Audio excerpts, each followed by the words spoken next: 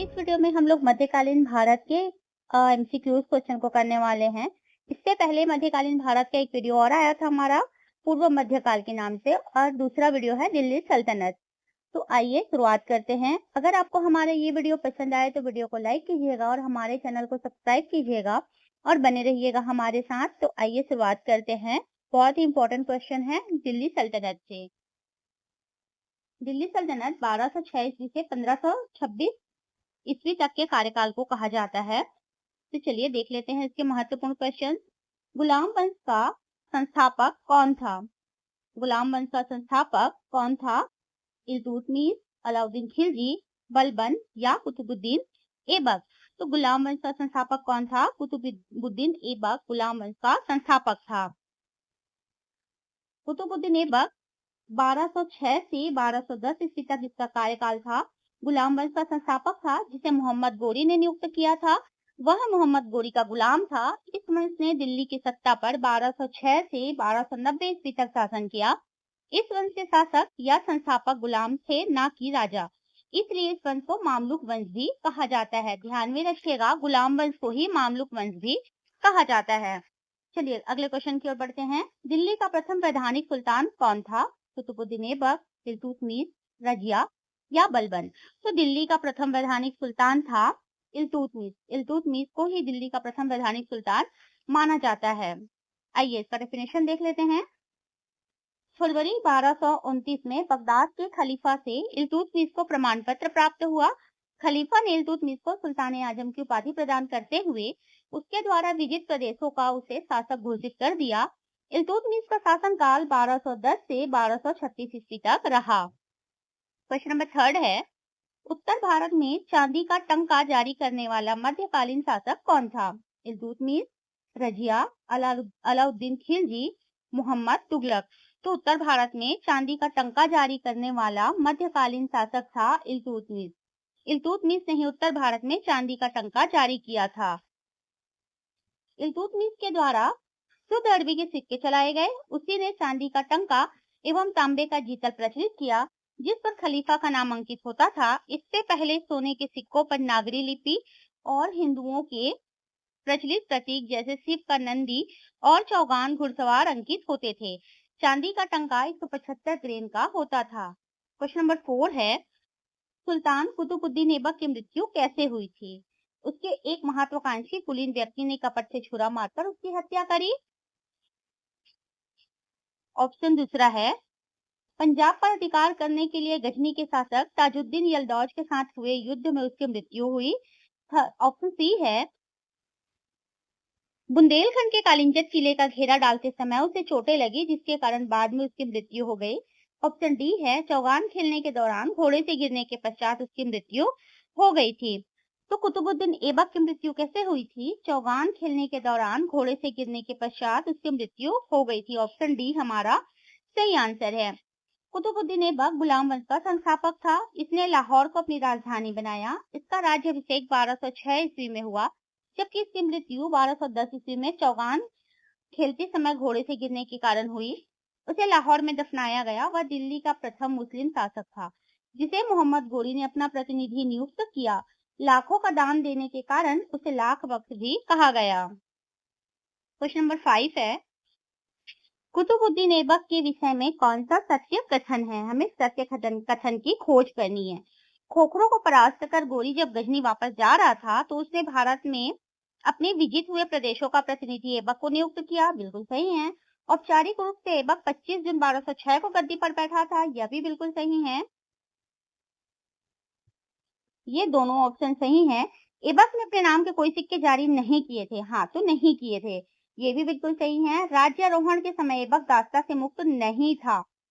ये ऑप्शन भी बिल्कुल सही है। इसने सुल्तान की पदवी ग्रहण की। ये आंसर हमारा गलत हो जाएगा और हमें यहाँ सत्य कथन का चुनाव करना है। तो पहला, दूसरा, तीसरा और चौथा, ये ऑप्शन हमारे 4 ऑप्शन सही हैं। तो पुट में देख लेते हैं। पहला, दूसरा, तीसरा, चौथा, option A is the correct answer. खोखरों को परास्त कर गोरी जब गजनी वापस जा रहा था तो उसने भारत में अपने जीते हुए प्रदेशों का प्रतिनिधि ऐबक को नियुक्त किया था। औपचारिक रूप से ऐबक 25 जून 1206 को गद्दी पर बैठा था। अपने शासनकाल के दौरान ऐबक ने कोई सिक्का जारी नहीं किया।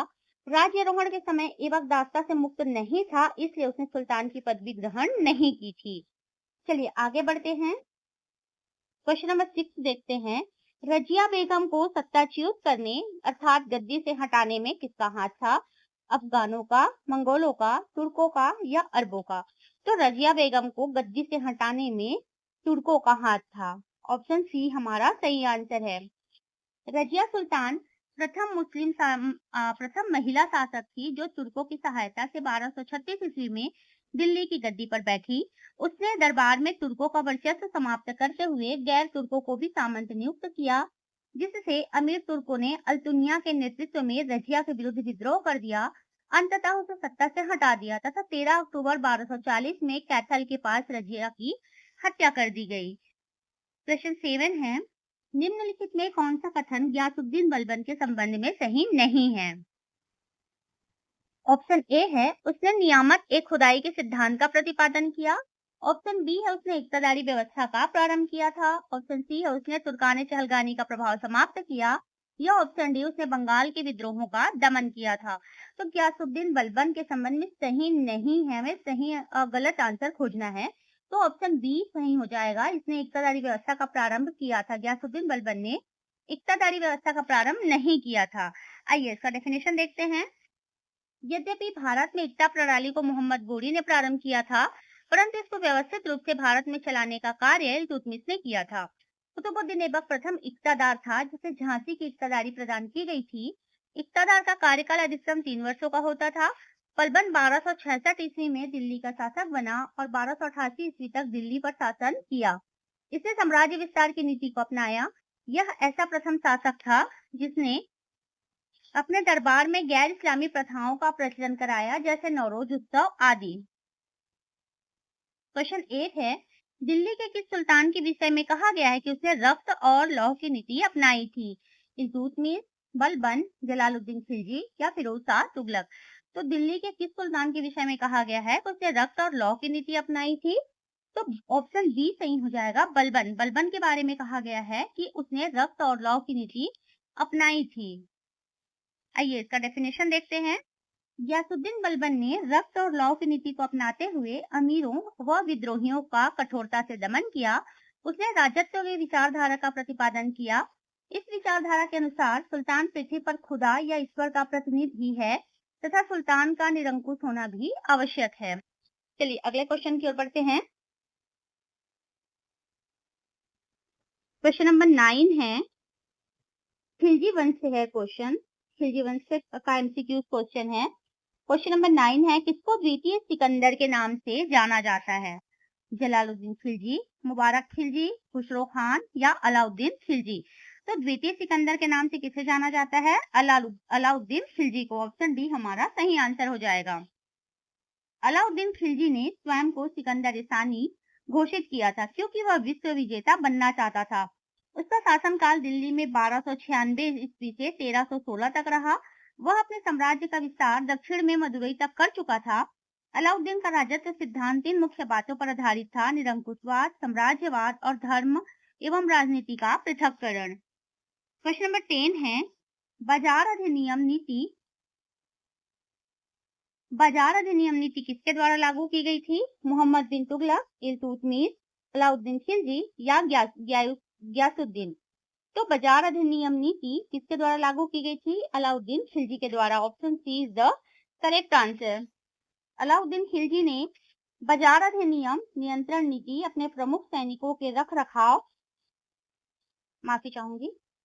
रखाव के लिए प्रारंभ की थी, जिसका उद्देश्य था कम खर्च पर विशाल एवं केंद्रीकृत सेना रखना संभव हो सके।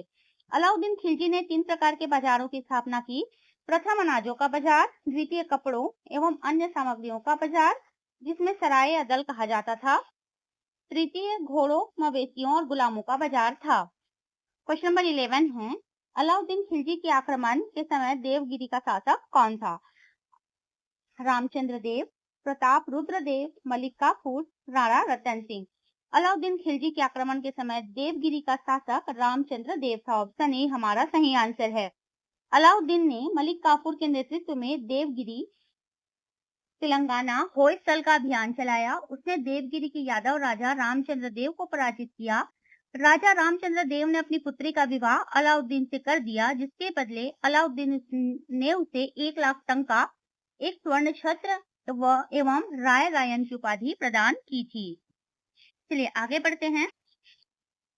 तुगलक वंश का एमसीक्यू क्वेश्चन देखते हैं। क्वेश्चन नंबर 12 है, मोहम्मद बिन तुगलक की निम्न योजनाओं को उनके प्रारंभ होने के कालक्रमानुसार व्यवस्थित कीजिए। पहले ऑप्शन देखते हैं।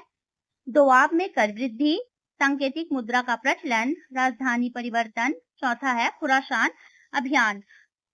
तो उनके ये योजनाएं हैं, ये 4 योजनाओं को उनके प्रारंभ होने के क्रमानुसार व्यवस्थित करना है। तो पहले है दोआब में कर वृद्धि, 1325 में किया गया था। फिर दूसरा आ जाएगा राजधानी परिवर्तन, जो कि 1326 ईस्वी में किया गया था। सांकेतिक मुद्रा का प्रचलन 1329 ईस्वी का है और खुरासान अभियान 1330 का है। तो पहला, तीसरा, दूसरा, फिर चौथा। पहला, तीसरा, दूसरा, चौथा। चलिए ऑप्शन देख लेते हैं।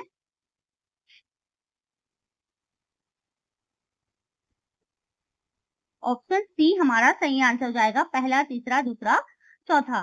दोआब में कर वृद्धि 1325 ईस्वी, राजधानी परिवर्तन 1326 ईस्वी, सांकेतिक मुद्रा का प्रचलन 1329 ईस्वी में और खुरासान अभियान 1330 ईस्वी में। मोहम्मद बिन तुगलक ने दोआब में लगभग 50% कर वृद्धि की थी। क्वेश्चन नंबर 13 है, दिल्ली के किस सुल्तान ने खैरात विभाग, सरकारी अस्पताल और दफ्तर रोजगार बनवाया था? दिल्ली के किस सुल्तान ने खैरात विभाग, सरकारी अस्पताल और दफ्तर रोजगार बनवाया था? तो फिरोज शाह तुगलक, मोहम्मद तुगलक, अलाउद्दीन खिलजी या बलबन। तो किस सुल्तान ने बनवाया था खैरात विभाग, सरकारी अस्पताल और दफ्तर रोजगार? तो फिरोज शाह तुगलक ने। ऑप्शन ए हमारा सही आंसर हो जाएगा। फिरोज शाह तुगलक का शासनकाल जनहित के कार्यों व ब्राह्मण या हिंदू विरोधी के रूप में प्रसिद्ध रहा। इसके काल में दीवाने खैरात असहाय व गरीबों की मदद के लिए था। दीवाने बंदगान दास विभाग था। दारुल सफा सरकारी अस्पताल तथा दफ्तर रोजगार की स्थापना की गई थी। अगला क्वेश्चन है, दिल्ली का सुल्तान जिसने ब्राह्मणों पर जजिया कर लगाया था? अलाउद्दीन खिलजी, फिरोज शाह तुगलक, मोहम्मद बिन तुगलक या बलबन। तो दिल्ली का वह कौन सा सुल्तान था जिसने ब्राह्मणों पर जजिया कर लगाया था? तो फिरोज शाह तुगलक। ऑप्शन बी हमारा सही आंसर हो जाएगा। फिरोज शाह तुगलक ब्राह्मणों पर जजिया कर लगाने वाला प्रथम मुसलमान शासक था। इस कर के विरोध में दिल्ली के ब्राह्मणों ने भूख हड़ताल कर दी तथा अंत में दिल्ली के हिंदुओं ने ब्राह्मणों के बदले स्वयं इस कर को चुकाने का निर्णय लिया। फिरोज शाह तुगलक को मध्यकालीन भारत का प्रथम कल्याणकारी निरंकुश शासक कहा जाता है। इसे सल्तनत युग का अकबर भी कहा जाता है। क्वेश्चन नंबर 15 है, मोरक्को देश का यात्री इब्न बतूता किसके शासन काल में भारत आया? मोहम्मद बिन तुगलक, बाबर, अकबर या महमूद गजनवी। तो मोरक्को देश का जो यात्री था इब्न बतूता, वह किसके शासन काल में भारत आया? तो मोहम्मद बिन तुगलक। ऑप्शन ए हमारा सही आंसर हो जाएगा। इब्न बतूता 1333 ईस्वी में मोहम्मद बिन तुगलक के शासनकाल में भारत आया था। वह अफ्रीका के मोरक्को देश का निवासी था। उसकी पुस्तक रेहला में मोहम्मद बिन तुगलक की शासन व्यवस्था का वर्णन किया गया है। मोहम्मद बिन तुगलक के शासनकाल में इब्न बतूता को दिल्ली का काजी नियुक्त किया गया था। अगला क्वेश्चन है, मोहम्मद बिन तुगलक किसमें कुशल था? मोहम्मद बिन तुगलक किसमें कुशल था? कला में, संगीत में, हस्तलिपि में या दर्शन शास्त्र में? तो मोहम्मद बिन तुगलक किसमें कुशल था? तो दर्शन शास्त्र में कुशल था। ऑप्शन डी हमारा सही आंसर हो जाएगा। इसका डेफिनेशन भी देख लेते हैं। मोहम्मद बिन तुगलक सर्वाधिक शिक्षित, विद्वान एवं योग्य व्यक्ति था। उसने दिल्ली में 1325 ईस्वी से 1351 ईस्वी तक शासन किया। वह अरबी और फारसी भाषा का विद्वान तथा खगोल शास्त्र, दर्शन शास्त्र, गणित, तर्कशास्त्र आदि में पारंगत था। अगला क्वेश्चन है, होली त्योहार के सार्वजनिक उत्सव में भाग लेने वाला दिल्ली का प्रथम सुल्तान कौन था? फिरोज शाह तुगलक, मोहम्मद बिन तुगलक, सिकंदर लोदी या इब्राहिम लोदी। होली त्योहार के सार्वजनिक उत्सव में भाग लेने वाला दिल्ली का प्रथम सुल्तान था मोहम्मद बिन तुगलक। ऑप्शन बी हमारा सही आंसर हो जाएगा। मोहम्मद बिन तुगलक दिल्ली का प्रथम सुल्तान था। जो हिंदुओं के त्योहार में शामिल होता था। उसने नस्ल और वर्ग विभेद को समाप्त करके योग्यता के आधार पर अधिकारियों को नियुक्त करने की नीति अपनाई। दिल्ली सल्तनत की सीमा का सर्वाधिक विस्तार इसी के शासनकाल में हुआ, परंतु इसकी क्रूर नीति के कारण राज्य में विद्रोह आरंभ हो गया था। अगला क्वेश्चन है, क्वेश्चन नंबर 18 है, निम्नलिखित में से दिल्ली के किस सुल्तान को इतिहासकारों ने विरोधों का मिश्रण बताया? बलबन, अलाउद्दीन खिलजी, मोहम्मद बिन तुगलक या इब्राहिम लोदी। तो दिल्ली के किस सुल्तान को इतिहासकारों ने विरोधों का मिश्रण बताया? Mohammad bin Tughlaq. Option C is the correct answer. Mohammad bin Tughlaq को इतिहासकारों ने विरोधों का मिश्रण बताया है, क्योंकि इसकी अधिकांश नीतियां सैद्धांतिक होती थी, न कि व्यवहारिक। वह ज्ञानी तो था, परंतु वर्तमान की स्थिति को न देखकर वह भविष्य की नीतियों पर अधिक जोर देता था। किसने सन 1329 ईस्वी से 1330 ईस्वी के मध्य तांबे के सिक्कों के रूप में प्रतीकात्मक मुद्रा चलाई थी? अलाउद्दीन खिलजी, गयासुद्दीन तुगलक, मोहम्मद बिन तुगलक, फिरोज तुगलक। किसने 1329 से 1330 ईस्वी के मध्य तांबे के सिक्कों के रूप में प्रतीकात्मक मुद्रा चलाई थी? तो सही आंसर हो जाएगा मोहम्मद बिन तुगलक। ऑप्शन सी हमारा सही आंसर है। मोहम्मद बिन तुगलक ने 1329 से 1330 ईस्वी के मध्य चांदी और सोने के सिक्के के स्थान पर तांबे की प्रतीकात्मक मुद्रा को प्रचलन में लाया, परंतु लोगों ने अपने घरों में ही टकसाल बनवाकर मुद्रा का निर्माण करना प्रारंभ कर दिया, जिससे यह नीति असफल रही। इसकी प्रेरणा तुगलक ने मंगोल शासक कुबलई खान से ली थी। चलिए आगे बढ़ते हैं। क्वेश्चन नंबर 20 है, दौलताबाद जहां मोहम्मद बिन तुगलक ने अपनी राजधानी दिल्ली से स्थानांतरित की थी, वह स्थित है। दौलताबाद कहाँ स्थित है? मैसूर में, औरंगाबाद में, निजामाबाद में या भोपाल में? तो दौलताबाद जहां मोहम्मद बिन तुगलक ने अपनी राजधानी दिल्ली से स्थानांतरित की थी, वह स्थित है वर्तमान के औरंगाबाद में। ऑप्शन बी हमारा सही आंसर है। आइए इसका डेफिनेशन देखते हैं। मोहम्मद बिन तुगलक ने अपनी प्रथम नीति के तहत राजधानी को दिल्ली से दौलताबाद में स्थानांतरित किया था, जो औरंगाबाद वर्तमान में औरंगाबाद में स्थित है। यह कार्य पूर्णतः सफल रहा और पुनः अपनी राजधानी दिल्ली ले आया। दौलताबाद नगर की स्थापना यादव नरेश भिल्लम ने की थी। दौलताबाद को देवगिरी भी कहा जाता है। दौलताबाद नाम मोहम्मद बिन तुगलक द्वारा दिया गया था। आगे है सैयद या लोदी वंश। आइए इसके भी एमसीक्यू क्वेश्चन देख लेते हैं। सैयद या लोदी वंश। निम्नलिखित को क्रमानुसार व्यवस्थित कीजिए। क्वेश्चन नंबर 21 है, निम्नलिखित को क्रमानुसार व्यवस्थित कीजिए। तुगलक, लोदी, सैयद, इलबरी तुर्क या और खिलजी। ये 5 ऑप्शन है हमारे सामने। तो पहला है इलबरी तुर्क या गुलाम वंश, दूसरे में आ जाएगा खिलजी वंश, तीसरे में आ जाएगा तुगलक वंश और चौथे में आ जाएगा सैयद वंश और पांचवे में लोदी वंश। इसके हिसाब से चौथा, पांचवा, पहला ऑप्शन डी हमारा सही आंसर हो जाएगा। प्रश्नगत वंशों का क्रम निम्नवत है। ऑप्शन डी सही आंसर है। इलबरी तुर्क या गुलाम वंश 1206 से 1290 ईस्वी, खिलजी वंश 1290 से 1320 ईस्वी, तुगलक वंश 1320 से 1414 ईस्वी, सैयद वंश 1414 से 1451 ईस्वी और लोदी वंश का कार्यकाल था 1451 से 1526 ईस्वी तक। लोदी वंश किसके द्वारा स्थापित किया गया था? लोदी वंश का संस्थापक कौन था?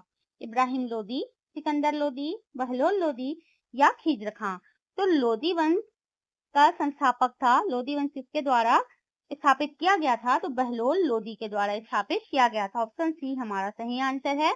बहलोल लोदी ने अंतिम सैयद शासक अलाउद्दीन आलम शाह को पदस्थ कर लोदी वंश की स्थापना की। इस वंश का शासनकाल 1451 से 1526 ईस्वी तक का था। बहलोल लोदी अफगानों की एक महत्वपूर्ण शाखा साहू खेल से संबंधित था। वह कभी सिंहासन पर नहीं बैठता था। क्वेश्चन नंबर 23 है, लोदी वंश का अंतिम शासक कौन था? बहलोल लोदी, इब्राहिम लोदी, दौलत खान लोदी या सिकंदर लोदी। तो लोदी वंश का अंतिम शासक था इब्राहिम लोदी। इब्राहिम लोदी लोदी वंश का अंतिम शासक था। लोदी वंश का अंतिम शासक इब्राहिम लोदी था। बाबर ने 1526 ईस्वी में इब्राहिम लोदी को पानीपत के प्रथम युद्ध में पराजित किया और मुगल साम्राज्य की नींव रखी। इब्राहिम लोदी युद्ध स्थल पर मारा जाने वाला दिल्ली सल्तनत का प्रथम और अंतिम सुल्तान था। चलिए आगे बढ़ते हैं, क्वेश्चन नंबर 24 में आते हैं। निम्नलिखित में से किसने गुलरुखी उपनाम से अपनी कविताओं की रचना की थी? फिरोज शाह तुगलक, बहलोल लोदी, सिकंदर लोदी या इब्राहिम लोदी? तो गुलरुखी उपनाम से अपनी कविताओं की रचना करने वाले थे सिकंदर लोदी। ऑप्शन सी हमारा सही आंसर है। सिकंदर लोदी गुलरुखी उपनाम से फारसी में कविताएं लिखता था। वह शिक्षित और विद्वान था। सिकंदर लोदी एक योग्य शासक सिद्ध हुआ। इसने भूमि की पैमाइश के लिए गजे सिकंदरी का प्रचलन करवाया। इसने चुंगी तथा व्यापारिक कर हटा दिए, जिससे अनाज, कपड़ा एवं आवश्यकता की अन्य वस्तुएं सस्ती हो गई। क्वेश्चन नंबर 25 है, आगरा शहर का संस्थापक कौन था? आगरा शहर का संस्थापक कौन था? फिरोज शाह तुगलक, मोहम्मद बिन तुगलक, अलाउद्दीन खिलजी या सिकंदर लोदी? तो आगरा शहर का संस्थापक सिकंदर लोदी। ऑप्शन डी हमारा सही आंसर हो जाएगा। सिकंदर लोदी का शासनकाल 1489 से 1517 ईस्वी तक रहा। 1504 ईस्वी में सिकंदर लोदी ने आगरा शहर की स्थापना की थी एवं 1506 ईस्वी में उसने अपनी राजधानी दिल्ली से आगरा स्थानांतरित की। सिकंदर लोदी ने मुहर्रम में ताजिया निकालना बंद कर दिया तथा मस्जिदों को सरकारी संस्थाओं का रूप प्रदान करके उन्हें शिक्षा का केंद्र बनाने का प्रयत्न किया था। क्वेश्चन नंबर 26 है, दिल्ली सल्तनत के किस सुल्तान द्वारा अंतिम रूप से गुलाम तुर्कों के समूह चालीसा को समाप्त किया गया? रजिया, नासिरुद्दीन महमूद, बलबन या बहराम शाह? क्वेश्चन में पूछा गया है, दिल्ली सल्तनत के किस सुल्तान द्वारा अंतिम रूप से गुलाम तुर्कों के समूह चालीसा को समाप्त किया गया? तो ऑप्शन सी बलबन हमारा सही आंसर हो जाएगा। समूह चालीसा को समाप्त करने वाला बलबन था। बलबन ने अंतिम रूप से गुलाम तुर्कों के समूह चालीसा को समाप्त कर दिया, क्योंकि यह समूह सुल्तान के विरुद्ध होने वाले षड्यंत्रों का केंद्र था। बलबन स्वयं समूह चालीसा का सदस्य रह चुका था, इसलिए वह उनकी षड्यंत्रकारी गतिविधियों से अवगत था। बढ़ते हैं अगले क्वेश्चन की ओर। दिल्ली सल्तनत के किस शासक ने सर्वप्रथम राजत्व सिद्धांत की विस्तार से व्याख्या की? बलबन, अलाउद्दीन खिलजी, इल्तुतमिश या मोहम्मद बिन तुगलक? तो दिल्ली सल्तनत के किस शासक ने सर्वप्रथम राजत्व सिद्धांत की विस्तार से व्याख्या की? तो ऑप्शन ए बलबन सही आंसर हो जाएगा। बलबन दिल्ली सल्तनत का प्रथम ऐसा सुल्तान था जिसने अपने राजत्व सिद्धांत की विस्तार पूर्वक व्याख्या की। उसके राजत्व सिद्धांत के महत्वपूर्ण तत्व थे राजवंशज, अर्थात राजा को राजवंश से संबंधित होना चाहिए। राजत्व को दैवी संस्था मानते हुए बलबन ने कहा था कि राजा पृथ्वी पर ईश्वर का प्रतिनिधि होता है। नियामते खुदाई, ईश्वर का प्रतिनिधि अर्थात नियामते खुदाई होता है, अतः उसका स्थान केवल पैगंबर के पश्चात है। बलबन ने ईश्वर, शासक तथा जनता के बीच त्रिपक्षीय संबंधों को राजत्व का अधिकार बनाना चाहा था। चलिए आगे बढ़ते हैं। सचनामा के अनुसार 6वीं और 7वीं शताब्दी में सिंधु देश की राजधानी कहाँ थी? सचनामा के अनुसार 6वीं और 7वीं शताब्दी में सिंधु देश की राजधानी कहाँ थी? देवल, अरोड़, लोधवा या बाड़मेर? तो कहाँ थी राजधानी? अरोड़ में थी। सचनामा के अनुसार 6वीं और 7वीं शताब्दी में सिंधु देश की राजधानी अरोड़ थी। आइए इसका डेफिनेशन देखते हैं। सचनामा नाम सिंध के राजा चत से लिया गया है। यह सिंधी, उर्दू और अंग्रेजी संस्करणों में प्राप्त है। इसी ग्रंथ में उल्लेखित है कि अरोड़ 6वीं और 7वीं शताब्दी में सिंध देश की राजधानी के रूप में विद्यमान था। क्वेश्चन नंबर 29 है, किस चंदेल शासक ने महमूद गजनवी का सामना किया था? कुमारपाल, भीम द्वितीय, विद्याधर या अरुणो राजा? तो किस चंदेल शासक ने महमूद गजनवी का सामना किया था? तो ऑप्शन सी हमारा सही आंसर हो जाएगा, विद्याधर ने। वर्ष 1019 तथा 1022 ईस्वी में महमूद गजनवी द्वारा किए गए आक्रमण का चंदेल शासक विद्याधर द्वारा सफलतम प्रतिरोध किया गया था। इन्होंने 1027 ईस्वी में मालवा के शासक राजा भोज और त्रिपुरा के शासक गंगेय देव को भी परास्त किया था। विद्याधर मुख्य रूप से कालिंजर, जिजाक भुक्ति उत्तर प्रदेश के शासक थे। क्वेश्चन नंबर 30 है, 2.5 दिन का झोपड़ा क्या है? 2.5 दिन का झोपड़ा क्या है? मस्जिद है, मंदिर है, संत की झोपड़ी या मीनार है? तो 2.5 दिन का झोपड़ा क्या है? तो ऑप्शन ए हमारा सही आंसर हो जाएगा, मस्जिद है। और 2.5 दिन का झोपड़ा एक मस्जिद है। 2.5 दिन का झोपड़ा या 2.5 दिन का झोपड़ा राजस्थान के अजमेर में स्थित कुतुबुद्दीन ऐबक द्वारा वर्ष 1194 में निर्मित एक मस्जिद है। इसके निर्माण के पूर्व यह एक संस्कृत विद्यालय था। जिसके दीवारों पर हरिकेली नाटक उद्घृत था। इसे मोहम्मद गोरी के आदेश पर ऐबक ने नष्ट कर मस्जिद का निर्माण कराया था। कुतुब मीनार का निर्माण किसके द्वारा पूरा किया गया था? इल्तुतमिश, कुतुबुद्दीन ऐबक, उलुग खान या रजिया सुल्तान। तो कुतुब मीनार का निर्माण किसके द्वारा पूरा कराया गया था? इल्तुतमिश के द्वारा पूरा कराया गया था। कुतुब मीनार का निर्माण कार्य गुलाम वंश के शासक कुतुबुद्दीन ऐबक द्वारा वर्ष 1193 में प्रारंभ कराया गया था। बाद में इल्तुतमिश द्वारा उसकी 3 मंजिलों तथा कालांतर में फिरोज खान तुगलक द्वारा 5वीं एवं 6वीं मंजिलों का निर्माण कराया गया था। यह इमारत अफगानिस्तान में स्थित जाम की मीनार से प्रेरित है।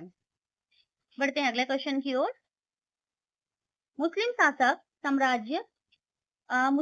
जिसका साम्राज्य दार उल इस्लाम का एक भाग माना जाता था, बलबन, रजिया, इल्तुतमिश या नासिरुद्दीन। तो मुस्लिम शासक जिसका साम्राज्य दार उल इस्लाम का एक भाग माना जाता था, ऑप्शन सी इल्तुतमिश का। ऑप्शन सी हमारा सही आंसर हो जाएगा। दार उल इस्लाम का अर्थ ऐसे क्षेत्र से है जहां इस्लाम का शासन चलता है। सर्वप्रथम भारत में दिल्ली के शासक इल्तुतमिश ने अपने राज्य को दार उल इस्लाम के भाग के रूप में माना था। ध्यातव्य है कि इल्तुतमिश को दिल्ली सल्तनत का वास्तविक संस्थापक भी माना जाता है। अगला क्वेश्चन है, क्वेश्चन नंबर 33 है, निम्नलिखित में से किसने भारत में प्रसिद्ध फारसी त्योहार नौरोज को आरंभ करवाया था? नौरोज को आरंभ कराने वाला कौन था? बलबन, इल्तुतमिश, फिरोज शाह तुगलक या अलाउद्दीन खिलजी। तो भारत में प्रसिद्ध फारसी त्योहार नौरोज को आरंभ करवाने वाला था बलबन। बलबन ने ही नौरोज को आरंभ करवाया था। भारत में प्रसिद्ध फारसी त्योहार का आरंभ सल्तनतकालीन शासक बलबन द्वारा प्रारंभ कराया गया था। इसके अतिरिक्त बलबन ने सिजदा व पैबोस की प्रथाएं भी प्रारंभ करवाई थी। बलबन इल्तुतमिश द्वारा गठित चालीसा दल का सदस्य था जो अपने शौर्य व विवेक से शासक बना था। क्वेश्चन नंबर 34 है, हजार दिनारी नाम से किसे जाना जाता था? बलबन, मलिक काफूर, सिकंदर लोदी या कुतुबुद्दीन ऐबक। हजार दिनारी के नाम से किसे जाना जाता था? मलिक काफूर को जाना जाता था। हजार दिनारी मलिक काफूर को ही कहा जाता था। मलिक काफूर अलाउद्दीन खिलजी का प्रसिद्ध गुलाम व सेनापति था। अलाउद्दीन खिलजी ने सुल्तान नुसरत खान से इसे 1000 दिनार में खरीदा था। इसी कारण से इसे हजार दिनारी कहा जाता है। इसे सुल्तान के दुष्ट प्रतिभा के नाम से भी जाना जाता है। खिलजी की दक्षिण की विजय में इसने महत्वपूर्ण भूमिका निभाई थी। क्वेश्चन नंबर 35 है, इनमें से किसने खलीफा की शक्ति का विरोध किया था? गयासुद्दीन खिलजी, अलाउद्दीन खिलजी, मोहम्मद बिन तुगलक, कुतुबुद्दीन मुबारक। तो किसने खलीफा की शक्ति का विरोध किया था? अलाउद्दीन खिलजी ने। ऑप्शन बी हमारा सही आंसर हो जाएगा।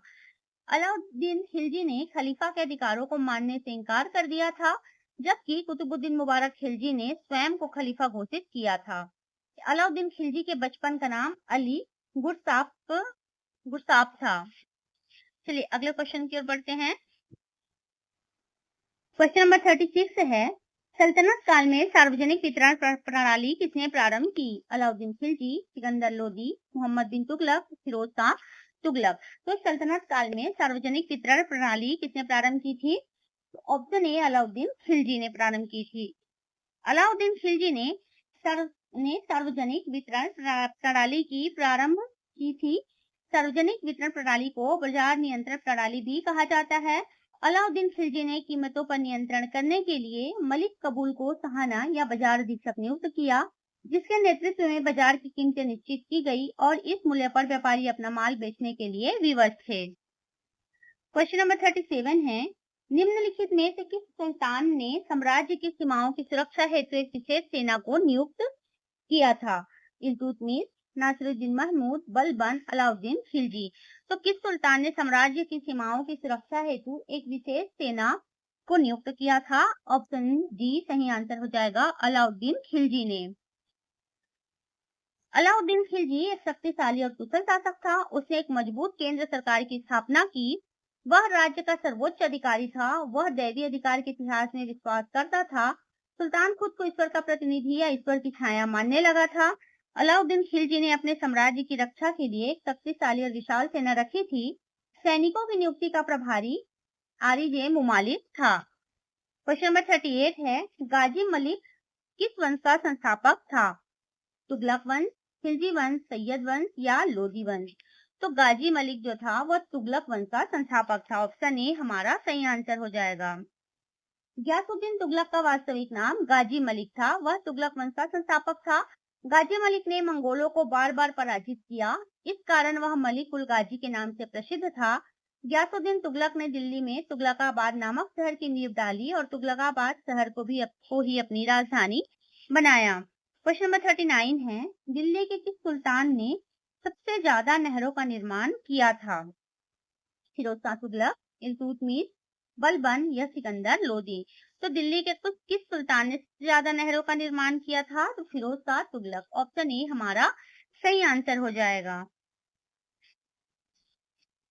तुगलक वंश के शासक मोहम्मद बिन तुगलक ने सर्वप्रथम नहर का निर्माण कराया था, परंतु सर्वाधिक मात्रा में नहरों का निर्माण फिरोज शाह तुगलक द्वारा कराया गया था।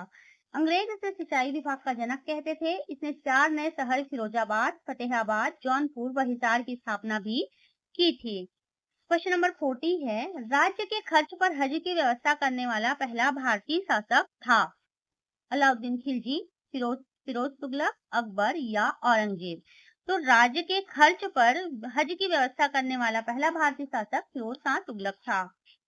फिरोज शाह तुगलक तुगलक वंश का एक मुस्लिम शासक था, जिसने 1351 से 1388 ईस्वी तक दिल्ली सल्तनत पर शासन किया था। वह राज्य के खर्च पर हज की व्यवस्था करने वाला पहला भारतीय शासक था। कालांतर में मुगल वंश की स्थापना के बाद अकबर पहला मुस्लिम शासक था जिन्होंने राज्य के खर्च पर हज यात्रा का प्रबंध किया था।